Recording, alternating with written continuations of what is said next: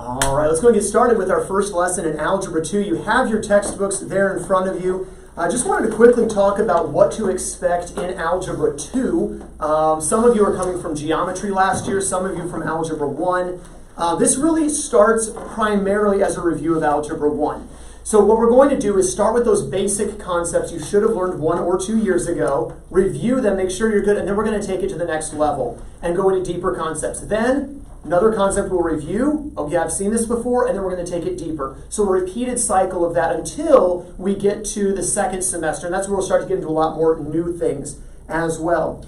You will not need a calculator until after the first test. Okay, so this first testing period, which is about the first 4 weeks, you will not need a calculator. After that, calculator is recommended. But a lot of what we do won't require a calculator. You will want a scientific calculator. If you look on your school supply list, you'll see it's the TI-30XA. There's reasons for this particular calculator being recommended. Number one, it's cheap, and so am I. It's about 10 bucks, maybe 11 or 12 if you don't go to Walmart. But it's not expensive, and it can do everything you need through Calculus 2 in college. And I know that because this is what I used. Well, I used an older version of it, but it's the same button, same functions. This is calculator I used through Calculus 2 in college. So there are $140, $150 calculators. You don't need those. Don't spend that money. Also, the more expensive the calculator, it also tends to be harder to use. Okay, this is a very simple, easy calculator to use. So I recommend this one. However, if you don't happen to get this one, maybe you've already bought a calculator, it wasn't this one, that's okay. But again, you won't need that until after the first test. Let's start by reviewing something you've been talking about since 7th grade, Michael, and that is order of operations. Okay, so our first thing is you turn in your spiral notebooks. And your spiral notebook is going to have everything in it. Your class notes, classwork we do, and then when you do homework, you'll do that all in the same notebook so that as you're working your homework, the notes are right there in front of you, or maybe you have to flip a page. Your classwork is right there in front of you with sample problems. Maybe you have to flip a page. Order of operations. There's a proper mathematical order to working every problem.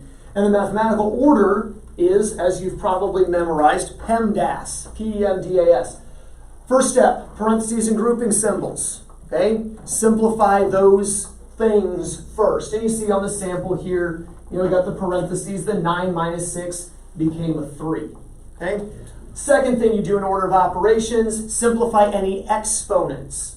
If you happen to have we don't have exponents all the time. We got a 2 cubed. That's the second thing we did. The 2 cubed becomes an 8. The third step is multiplication and division. And some people think of this as steps 3 and 4. It's not. It's step 3. And when you multiply and divide, you go left to right, whichever one happens to appear first. So here we see a multiplication, a division, a multiplication, another multiplication. We're going to work in that progression. The 6 gets divided by the 2 first, then gets multiplied by the 5. So working left to right, dividing and multiplying. So I went and did the 6 divided by 2 to get the 3, and then we multiplied by the 5 to get the 15. Here, the 3 times 8 was separated by the plus sign. So I go and multiply to get the 24, add to get the 39. Okay? The addition and subtraction we'll do last. Addition and subtraction is also left to right. Okay? We're going to practice with this here in just a moment, but I want you to look at another example on page 3 in your textbook. So turn there once you've got the quick refresher of notes copied down. In order of operations, pretty straightforward, the right order of working things. Again, you go out of order, get wrong answers. We don't like wrong answers. Cause loss of points, cause failing grades, cause staying in high school till you're 20. All right, so we don't like that. Page 3. Look at the example at the top of the page. I want to remind you that one of your grouping symbols is not just parentheses. Brackets can be used, braces can be used.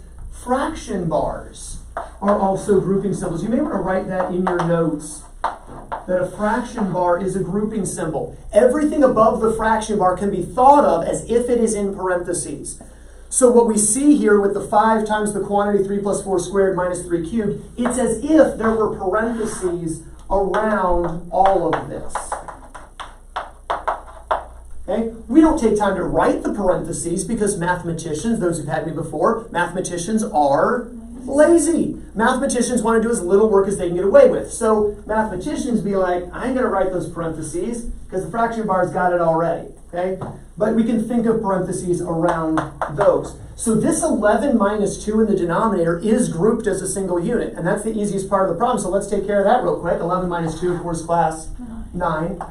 The 3 plus 4 also is in parentheses. Now again, this whole thing is grouped, but even within this grouping of the fraction bar, we have another smaller set of parentheses here. 3 plus 4, 7. So what I would suggest when working order of operation problems is try to copy everything but what you did that step. Still copy the 5, copy the multiplication, copy the squared, copy the minus, copy the 3, copy the cubed, copy the fraction bar. We just simplified 3 and 4 to get 7 and 11 minus 2 to get 9.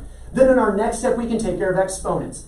We don't multiply, then square. This is not going to be a 35 squared, which is good because you can't use a calculator right now. It's a 7 squared, which we don't need a calculator for, class. 49. So we'll keep the 5, but we'll write a 49 instead of a 7 squared. 3 cubed. 27. Good. 3 times 3 times 3. All over a 9. Now our next step, we've got multiplication, we've got a division. But remember, we can't divide yet because all of this is grouped. So we're going to multiply before the subtraction will multiply. You may have to do this on paper. Maybe you could do it in your head. 5 times 49.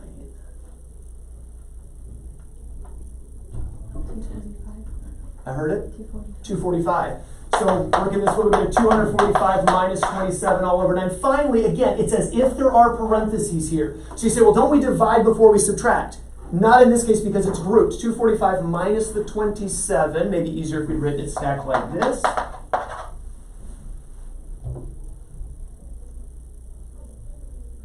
I know, throwing it at you this first day back. 15 minus 7?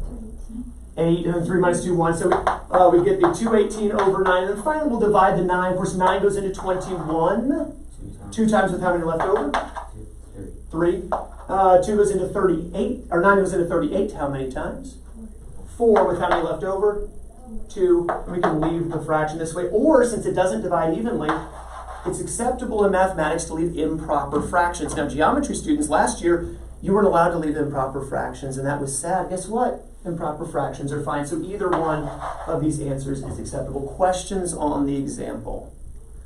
All right, if you would, go ahead and turn over to page 7 now. Page 7. I'm going to have you work a few of these order of operations problems, and we'll go over them together. Page 7, just doing 2 through 8 the even. Page 7, 2 through 8 the even. You should remember this, but let's make sure we remember this. Work these 4 problems there at your seats, and then we'll go over them together in just a moment.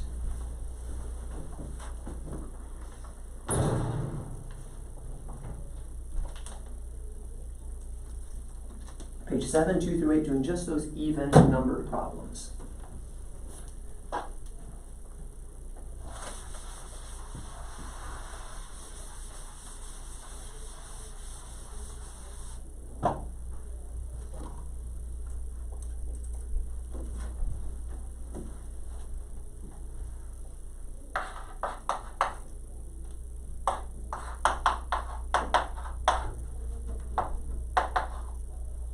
Some signed numbers right off the bat there. We do have a poster on the side wall if you forgot how to work with signed numbers, so if you need that refresher.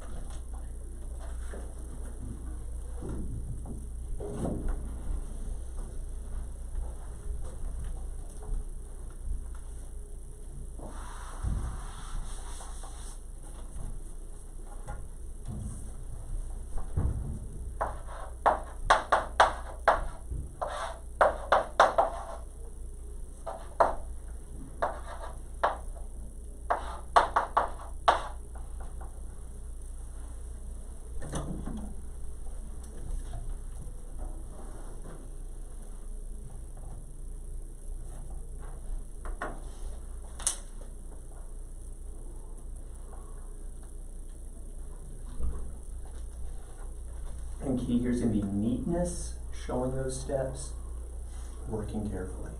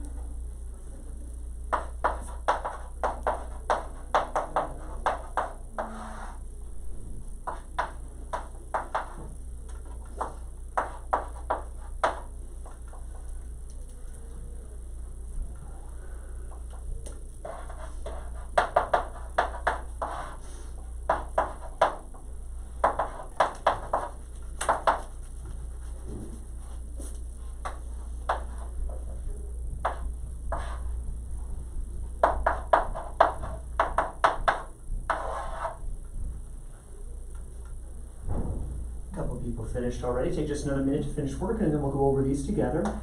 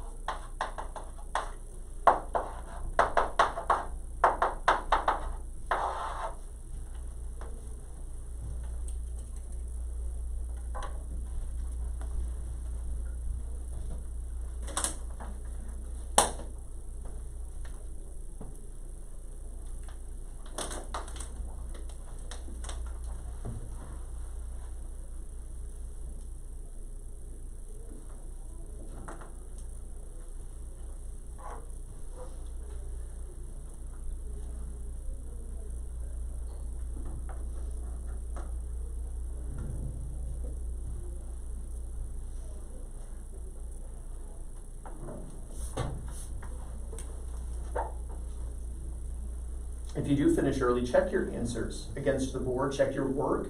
If you got a different answer, where was it that your answer went different?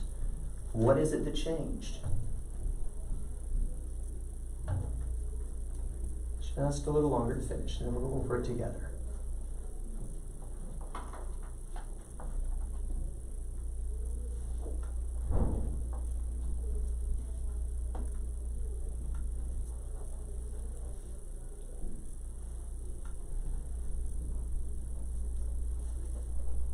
Review from Algebra 1. Some of us, that's been a little while, though practice exercises should have helped a little bit.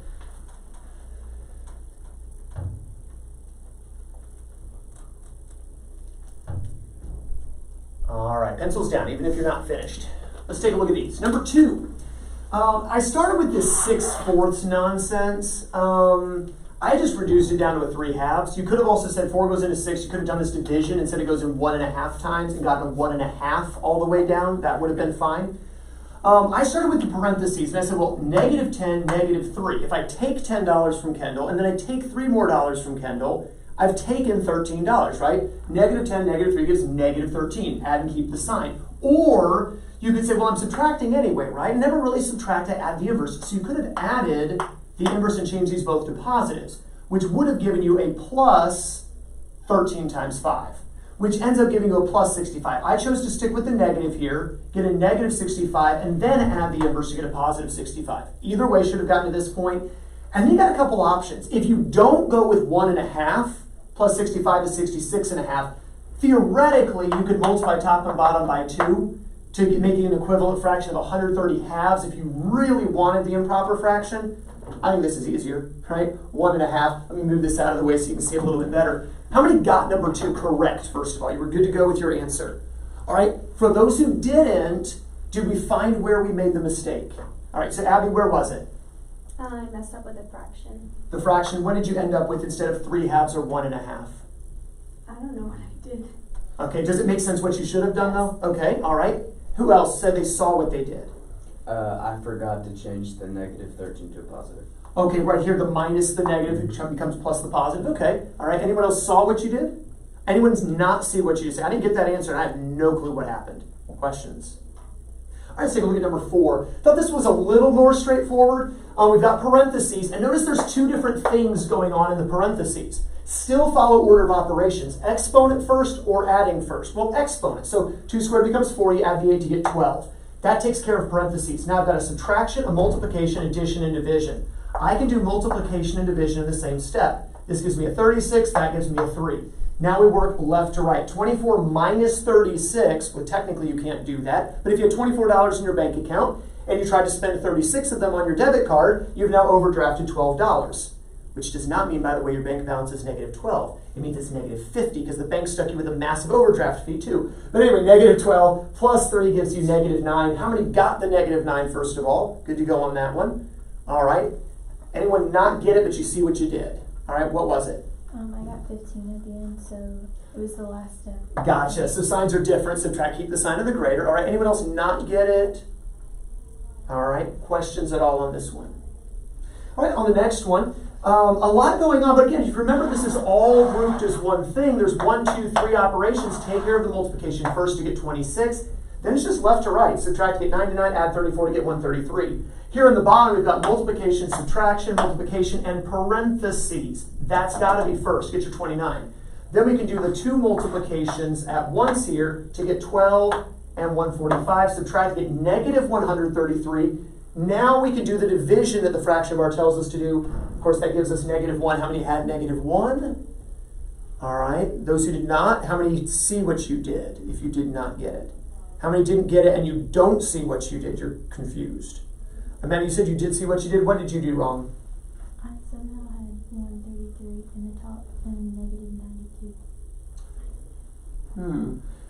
Did you get a negative 145 when you multiplied, or do you not have that step written out? Well, I got a 12 minus a 104 somehow. All right. Questions? Do you see it now? All right. And then on our last one, for those who made it this far, and not everyone necessarily did, we've got this plus sign that's really separating 2 things. A great big division with extras and a really simple multiplication. I'll be honest, if I'm working this on my own, I do a 4 right there right off the bat. Half of 8 is 4. Okay. I waited till the end for the sake of showing the steps, but I probably knocked that out first. Here, we've got an addition and an exponent, so we're going to do the exponent first to get 9, then add the 27 to get 36. The bottom is just a subtraction, get your negative 4. 36 minus divided by negative 4 is negative 9. Add the 4, get negative 5. How many had that answer for the last one? Those who made it that far. Anyone make it that far and not get negative 5? You made it that far, but you did not get negative 5. All right, any questions on order of operations, or do you feel like, okay, yeah, I remember this from Algebra 1 now? Any questions at all? Going once. Going twice. All right, turn over to page 3. Turn back to page 3, if you would. Let's talk about some different properties in algebra. Again, these things you've learned about since your junior high days, probably. Little table here of different algebraic properties. The first one it mentions there is what we call the commutative property.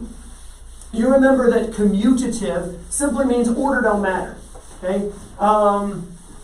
You know that if you try to multiply 3 by 4, or you multiply 4 by 3, it's the same thing. How many realized that when you were learning your multiplication tables as kids? Like you're memorizing your 3 times tables, And you learn 3 times 4 equals 12. And then later on you get to the 4 times tables and you see 4 times 3 equals 12. How many noticed that's the same thing? How many didn't notice it in your life was harder because of it? You wish you noticed it, okay? The point is multiplication doesn't matter which order you multiply two things. They could trade places, it doesn't matter. Just like when a person commutes. Maybe a person works in Atlanta and lives in Columbus. Well, either way, you're going to find in one of the two places, right? They're either living here or working there, back and forth. This back and forth doesn't matter which order. Same thing's true of addition, right? 3 plus 4 is 7.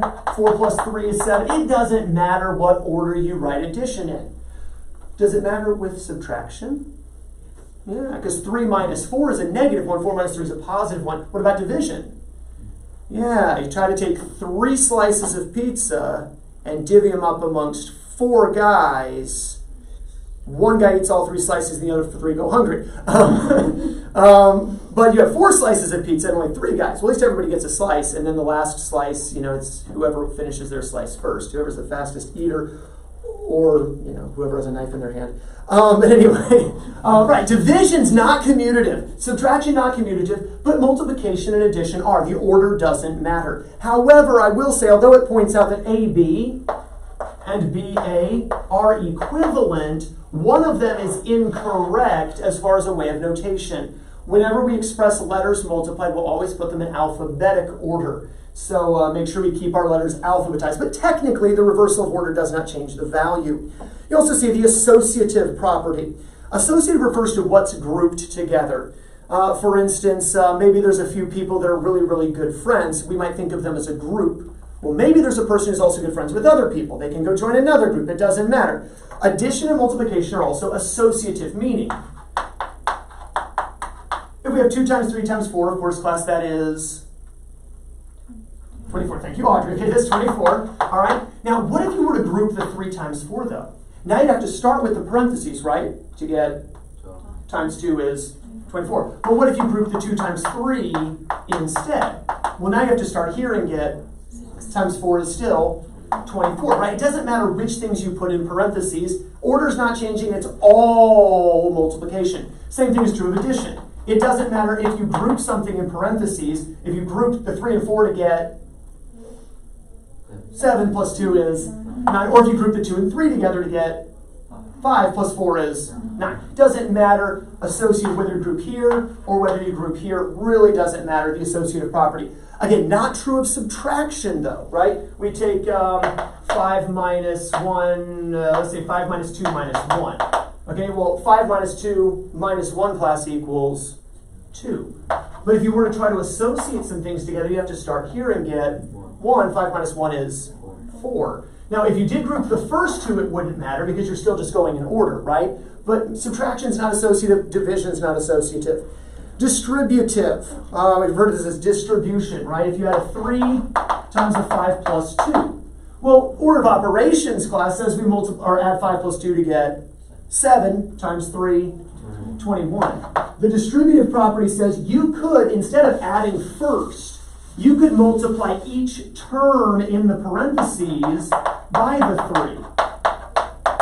3 times 5, 3 times 2, and 15 plus 6 is 21 when you follow this order of operations. So, in a sense, just distributing 3 times 5 and 3 times 2 and then adding. The identity, this is kind of stupid easy, but if you add 0 to something, it's still the same thing. If you multiply 1 by something, it's still the same thing.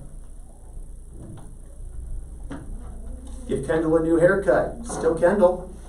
Not that I'm recommending a new haircut or anything, just doesn't change its identity, right? You add nothing, it's technically going to be taking something away, but anyway, you add nothing, still the same thing. Multiply by 1, nothing. Inverse property, that which cancels, write that if you would off to the side, that which cancels. Cancellation happens different ways though. With addition, to cancel, you would need to add a negative. For instance, if I have an 8 and I wanted to cancel an 8, I would need to add a negative 8. And when it cancels, class, it leaves me with 0. It leaves me with nothing. However, if you're going to multiply by something, you wouldn't multiply by the negative to cancel. You'd have to multiply by the reciprocal. But now when the 8's cancel, it doesn't give us 0, class. It gives us 1. Okay, so the idea here of the inverse property, if you multiply by the reciprocal, it cancels to give 1, but if you add the inverse, it cancels to give you 0. Just some different properties we see there. All of these should be ones that we learned in the past. Questions on them, though? All right, turn over, if you would, to page 7 again. Page 4. Page 4, just turn the page over one spot. Let's take a look at the example problems here together. It says to identify the algebraic property used to manipulate each expression. Notice on letter A, they both say the same thing, don't they? All that's changed is what's grouped. Which property refers to that which is grouped? The answer's right next to it, if you want to cheat. The associative property. Think about it this way. People with whom you associate are the people in your group. For instance, who do I spend most of my time with? My family. We are a group. Who do I spend the next most time with? The other teachers here at the school. They're in my group, if you will. You've got people you spend a lot of time with. They're your group. Okay, so associating are those with whom you group. So notice on letter B, we have an MN being grouped, but the next time it's the N and the X being grouped. Again, we've changed what's grouped, but there's still an M, an N, and an X. So once again, we see the associative property. Good. Letter C, notice we're multiplying by the reciprocal and canceling to get a 1. That's called the inverse property. Look at the next one. We had a 3y plus 9 being multiplied by a 3, and suddenly it turns into a 9y and a 27. The 3 was multiplied by each of the terms that was distributed. That is our distributive property. Do you see it now? Letter E, 1 times r, still r. Nothing changed. It still has the same identity, and there's our identity property. Look at letter F. We see the inverse property again with canceling terms. Letter G, we just flip-flopped, right? 17 times q, q times 17, it flip-flops, it changes places. That's commutative property. And we see the same thing, by the way, in letter H. Notice the 10y plus 12z, the entire group, it didn't change. It just traded places with the 8r. So again, that's commutative, unlike letter A. Do we see from the example the differences in the different types of properties and how they're used? All right. You see example 1.1c. We'll kind of pick up with that tomorrow as far as how to rewrite expressions using these different properties and practice more with that tomorrow. Any questions, though, before we finish for today? All right. Well, when the bell rings, you'll be dismissed. Have a wonderful rest of your day.